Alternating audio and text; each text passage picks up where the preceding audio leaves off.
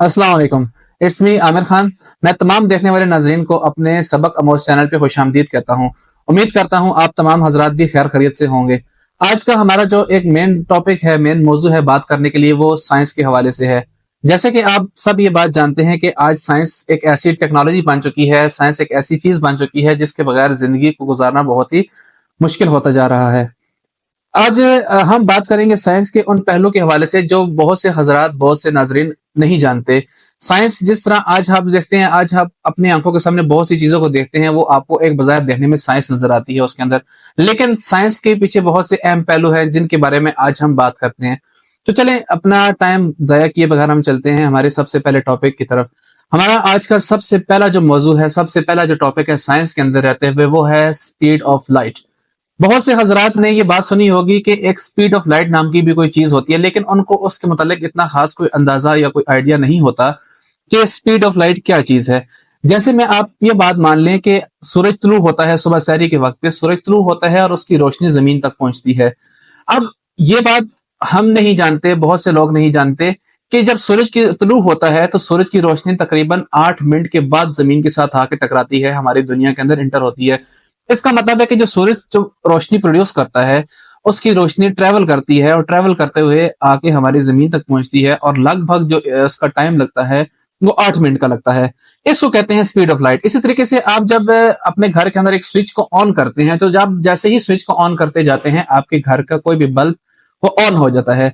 इसको कहते हैं स्पीड ऑफ लाइट। अगर आप बात की जाए उसकी वैल्यू की, उसकी रफ्तार की कि रफ्तार कितनी है, तो वो 3000 लाख मीटर पर सेकंड की स्पीड से रोशनी जो है वो ट्रेवल करती है। अब ये इतनी बड़ी स्पीड है कि अगर दुनिया में किसी ने लाइट को पैदा किया है, बेशक वो लेजर की लाइट है या वो किसी भी चीज की लाइट है, अगर उसने उस रोशनी को प्रोड्यूस किया है, तो हमारा तो ख्याल ये होता है कि ये रोशनी पैदा होकर खत्म हो जाती है। हम स्विच ऑफ करते हैं, बेशक लेजर की लाइट को ऑफ करते हैं तो वो लाइट ऑफ हो जाती है, जबकि ऐसा नहीं है। हमारी जो इस दुनिया के अंदर एक ऐसी सिस्टम है, एक ऐसा सिस्टम है कि जिस लाइट को आप प्रोड्यूस कर देते हैं, वो लाइट कभी भी एंड नहीं होती। वो लाइट लगातार ट्रेवल करती है, और स्पीड जो है लाइट की, जो स्पीड की रोशनी की जो एक रफ्तार है, वो इस हद तक रफ्तार है कि वो 1 सेकंड के अंदर दुनिया के 7 चक्कर भी लगा, सॉरी 1 मिनट के अंदर दुनिया के 7 चक्कर भी वो लगा सकती है। ये इसको कहते हैं रफ्तार। ये है स्पीड की, लाइट की रफ्तार, लाइट की स्पीड। इसके हवाले से अगर हम मजीद बात करें, तो जैसे आप आज आसमान के ऊपर स्टार्स देखते हैं, मैंने आप पिछली भी हमने एक शॉर्ट्स वीडियो बनाई है, उसमें आप अगर देख सकते हैं कि अगर आप बात करते हैं स्टार्स की, आज आप अपने आसमान के ऊपर स्टार्स देखते हैं, हमें स्टार्स दिखाई देते हैं, तो क्या ये वाकई आज का स्टार है? ये वाकई आज का पैदा हुआ स्टार होता है? जबकि हकीकत इसकी कुछ और है। अगर साइंस के मुताबिक देखा जाए, लाइट के मुताबिक देखा जाए, तो ये स्टार आज का नहीं होता, बल्कि ये स्टार आज से लाखों करोड़ों साल पहले पैदा हुआ था। इसने रोशनी को प्रोड्यूस किया था, इसकी रोशनी प्रोड्यूस होने के बाद ट्रेवलिंग पे आई थी। अब क्योंकि स्टार का और अर्थ का बहुत बड़ा गैप होता है, बहुत दूर होता है, तो ये लाइट ट्रेवल करना स्टार्ट करती है। जब क्योंकि स्टार की रोशनी उस हद तक स्ट्रांग नहीं होती, मध्यम होती है, जब वो निकलती है, प्रोड्यूस होती है, तो वो ट्रेवल करना शुरू करती है। तो वो उस वक्त से ट्रेवल करती करती करती करती आज हमारे पास यहाँ तक पहुंचती है, और आज हम अपनी आसमान के ऊपर इन स्टार्स को चमकता हुआ देखते हैं। लेट्स सपोज अगर कोई स्टार, कोई सितारा आज पैदा होता है, अगर वो आज पैदा होने के बाद लाइट को प्रोड्यूस करता है, तो हमें आज के वक्त का स्टार कभी भी नजर नहीं आएगा, बल्कि हमारी अगले आने वाली कई जनरेशन के बाद वो स्टार की रोशनी हमारी इस अर्थ तक पहुंचेगी और उसको हम अपनी आंखों से देख सकेंगे। अब एक दो मिसालें मैं आपको इसकी और देता हूं। अगर आप अपनी आंखों से चांद को देखते हैं, तो चांद आप जो है वो 1.5 मिनट पहले बाद का देख रहे होते हैं। मतलब चांद पे जो रोशनी है, चांद पे जो काम हो रहा होता है, वो हमसे तकरीबन 1.5 मिनट दूर है। चांद की रोशनी यहाँ तक 1.5 मिनट में पहुंचती है। अगर मिसाल की बात है कि आप चांद को देख रहे हैं और चांद अचानक तबाह हो जाता है, फट जाता है, खत्म हो जाता है, तो 1.5 मिनट तक हमें उस चीज का एहसास नहीं होगा, क्योंकि साउंड तो प्रोड्यूस होती है, लेकिन साउंड ट्रेवल नहीं कर पाती, क्योंकि हमारी हवा जहां तक है वहां पे साउंड ट्रेवल करता है। लेकिन जहां पे हवा नहीं है, स्पेस है, वहां वैक्यूम है, वैक्यूम के अंदर साउंड ट्रेवल नहीं कर सकती। इसकी वजह से लाइट ट्रेवल करती है। तो अगर वो जो चांद है वो तबाह हो जाता है, खत्म हो जाता है, तो उसकी जो लाइट है वो प्रोड्यूस होगी, वो हमें राउंड अबाउट 1.5 मिनट के बाद आगे पता लगेगी, और हमें 1.5 मिनट बाद पता चलेगा कि हमारा चांद हमसे जा चुका है। इसी तरीके से हमारे, अगर आप इस यूनिवर्स की बात करें, हमारे सोलर सिस्टम की बात करें, इसका सबसे बड़ा जो एक प्लेनेट है, अगर उसकी आप बात करें, उसको अगर आप देखते हैं तो वो आपको तकरीबन तकरीबन 1.5 घंटे का उसके अंदर फर्क आता है। मतलब हमारी जो रोशनी है, वो उसकी जो रोशनी है, वो हमारी अर्थ तक आते हुए 1.5 घंटे का सफर ट्रेवल करती है। तो अगर इस 1.5 घंटे के दौरान अगर वो प्लेनेट जो है वो तबाह हो जाता है, खत्म हो जाता है, टूट जाता है, तो हमें 1.5 घंटे तक वो जो स्यारा है वो आसमान के ऊपर वैसा ही दिखाई देगा। 1.5 घंटे के बाद हमें पता चलेगा कि वो जो स्यारा है वो हमारे जो है वो उससे सोलर सिस्टम से खत्म हो चुका है। इसको कहते हैं स्पीड ऑफ लाइट। उम्मीद है आपको इसमें बेहतर चीजें समझ आई होंगी। अगर कोई इसके हवाले से क्वेश्चन हो मेरे नाजरीन का, तो कमेंट सेक्शन में हमसे क्वेश्चन पूछ सकते हैं। आज का हमारा सेकंड टॉपिक है, इसके बाद उस पर हम बात करते हैं, वो है टाइम के हवाले से।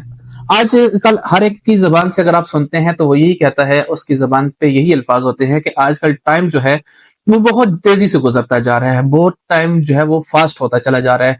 उसके दो तीन वजूहात है। मैं सबसे पहली जो हमारी, क्योंकि हम मुस्लिम हैं, हमारा एक बिलीव है, हमारा एक यकीन है अपने नबी पाक हजरत मोहम्मद सल्लल्लाहु अलैहि वसल्लम की जात और उनकी हदीस के ऊपर। उन्होंने फरमाया था कि जब क्यामत का वक्त आएगा, क्यामत कुर्बे क्यामत होगा, वक्त क्यामत होगा, तो जो साल होंगे वो महीनों की तरह गुजरेंगे, और जो महीने होंगे वो दिनों की तरह, और जो दिन होंगे वो घंटों की तरह गुजरेंगे। और आज हम अपनी आंखों से ये चीजें जाहिर होते हुए देख रहे हैं। तो वो जो हदीस नबी अकरम सल्लल्लाहु अलैहि वसल्लम ने आज से लगभग 1400 साल पहले जो इरशाद फरमाई थी, वो हदीस आज मुकम्मल होती हुई दिखाई दे रही है। लेकिन अगर हम एक मुआवजा करें इस्लाम का और साइंस का, तो इस्लाम एक हकीकत है, इस्लाम एक सच्ची चीज है। जबकि साइंस को अगर देखा जाए तो साइंस जो है वो सम इल्यूजन्स का नाम है। बहुत सी इल्यूजन्स जब इकट्ठी होती हैं तो उनको हम साइंस का नाम देते हैं। तो साइंस का मवाजना कभी भी हम इस्लाम से नहीं कर सकते, क्योंकि इस्लाम जो चीज बताती है, जो बात करती है, जो लिखी हुई बात है, वो हमेशा हमेशा 110% वो ट्रू होती है। जबकि साइंस के अंदर की जाने वाली बातों के अंदर 50% रियलिटी होती है, 50% इल्यूजन होता है। तो चलिए, हम क्योंकि साइंस के बारे में बात कर रहे हैं तो हम साइंस के फैक्टर्स को देखते हैं। साइंस के मुताबिक अगर देखा जाए तो दो वजूहात एक मेन सामने आती हैं।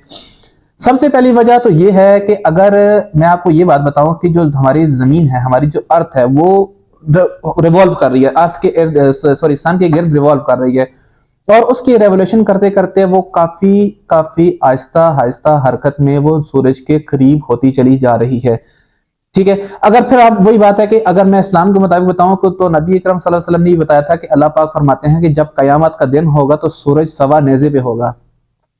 अगर उसी चीज को हम लें, उसी चीज पे बात करें, तो हमें ये बात समझ आती है कि हमारी जो अर्थ है, हमारी जो दुनिया है, वो आहिस्ता आहिस्ता कहीं ना कहीं सूरज के करीब होती चली जा रही है, जिसकी वजह से सूरज हमारे करीब से करीब आता जा रहा है। जिसकी वजह से अगर आप ये बात देखें, आपने देखी होगी, समझी होगी कि अब जो गर्मियों का दौरानिया हो गया है वो तकरीबन तकरीबन 9 महीने हो गया है या 10 महीने हो गया, जबकि जो ठंड है, जो सर्दी है, उसका तकरीबन दौरानिया 2 से ढाई या 2.5 से 3 महीने रह चुका है। पहले 6 महीनों का गैप हुआ करता था।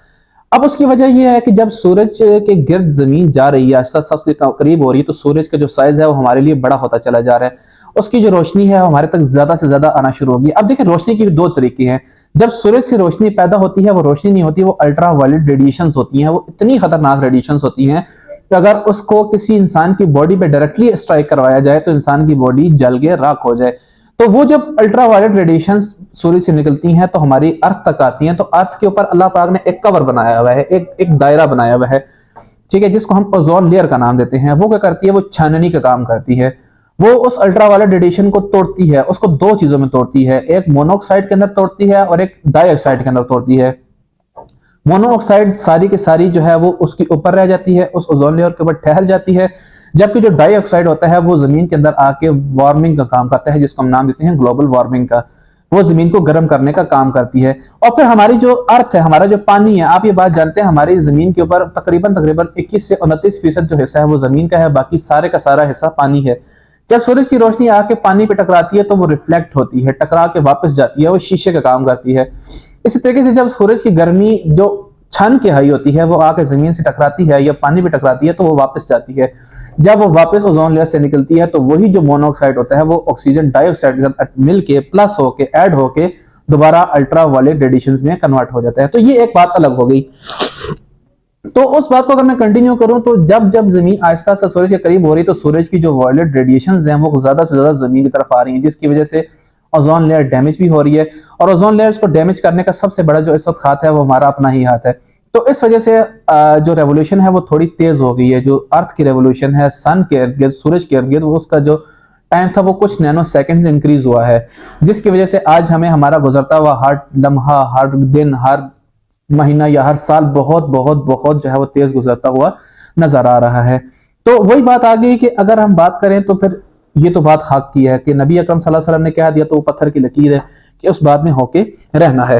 उम्मीद है आपको इसमें भी बहुत सी बातें समझ आई होंगी। अगर इसमें भी आपका किसी भी किस्म का कोई सवाल है, कोई बात है, तो आप हमसे पूछ सकते हैं, कमेंट सेक्शन में हमसे क्वेश्चंस कर सकते हैं। बातें तो करने के लिए बहुत ज्यादा हैं। साइंस एक इतनी बड़ी चीज का नाम है कि शायद जिसको हम पूरी तरीके से कभी भी समझ नहीं सकते। हमारे साइंटिस्ट जो सदियों से काम करते हुए आ रहे हैं, सदियों से ये चीज चलती हुई आ रही है, उस चीज को भी अगर आप देखें तो वो भी आज हमारी अर्थ का सिर्फ 5 से 10% तक हिस्सा जो है वो एक्सप्लोर कर पाए हैं। हम अपने सूरज को कंप्लीटली उसको एक्सप्लोर नहीं कर पाए। हम अपने ओशंस को, हमारे समंदर्स को हम जो है 5% से ज्यादा एक्सप्लोर नहीं कर पाए। क्यों? क्योंकि अल्लाह पाक ने बहुत सारे राज पोशीदा रखे हैं। हर जगह पे, हर चीज के अंदर अल्लाह पाक ने राज पोशीदा रखे हैं। हम कभी भी इन चीजों को कभी भी ढूंढ नहीं पाएंगे, कभी भी निकाल नहीं पाएंगे। एक साइंटिस्ट गुजरा है अपने टाइम पे जिसको नाम दिया जाता था न्यूटन और आइंस्टाइन का।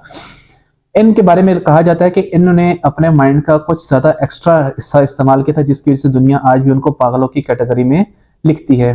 आइंस्टाइन के बारे में ज्यादातर कहा जाता है कि उसने ऐसा ये किया था, जबकि इंसान को अल्लाह पाक ने दिमाग तो दिया है लेकिन उतनी बड़ी वसअत नहीं दी कि वो हर चीज को समझ सके। लेकिन अल्लाह पाक ने यह भी कहा है कि अक्लमंद वालों के लिए अल्लाह पाक ने हर चीज के अंदर निशानियां रखी हैं। उम्मीद करता हूं मेरी आज की वीडियो आपको पसंद आई होगी। अगर आपको मेरी वीडियो पसंद आई हो तो हमारी वीडियो को लाइक कीजिएगा, सब्सक्राइब हमारे चैनल को कीजिएगा और इसको जितना हो सके उतना शेयर कीजिएगा। और हमें अब इजाजत दीजिए। अपना ख्याल रखिएगा। अल्लाह हाफिज।